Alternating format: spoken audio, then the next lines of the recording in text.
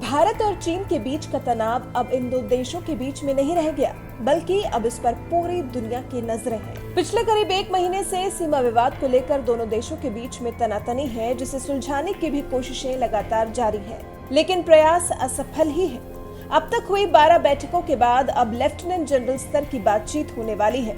LAC पर जारी गतिरोध को सुलझाने के लिए लेफ्टिनेंट जनरल हरिंदर सिंह अपने समकक्ष चीनी जनरल लियू लिन के साथ बैठक करेंगे, जो कि भारत चीन बॉर्डर के पास चुशूल मोल्डो में होगी। विवाद खत्म होने की उम्मीद इसलिए भी है क्योंकि शुक्रवार को ही दोनों देशों के विदेश मंत्रालयों के बीच में बातचीत हुई है और दोनों ही देशों ने एक दूसरे की भावनाओं का सम्मान करते हुए विवाद के निपटारे पर ही जोर दिया है।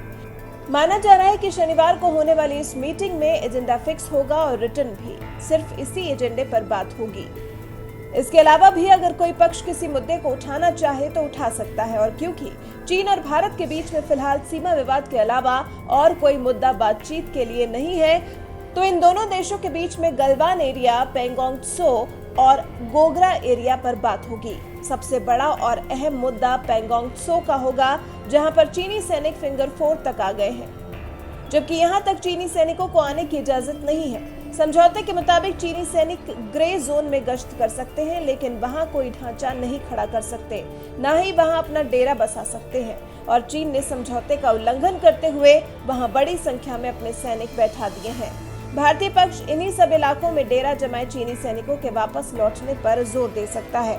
पूरी दुनिया की निगाहें इस मुद्दे पर इसलिए भी है क्योंकि चीन सिर्फ भारत के साथ इस तरह की हरकतें नहीं कर रहा, बल्कि पड़ोसी सभी देशों की नाक में दम किए हुए है। और फिर भारत भी पिछले महीने की शुरुआत से ही पैंगोंग त्सो, गलवान घाटी, देमचौक और दौलत बेग ओल्डी के सभी विवादित इलाकों में चीनी सैनिकों के आक्रामक रवैये पर कड़ा रुख अख्तियार किए हुए है।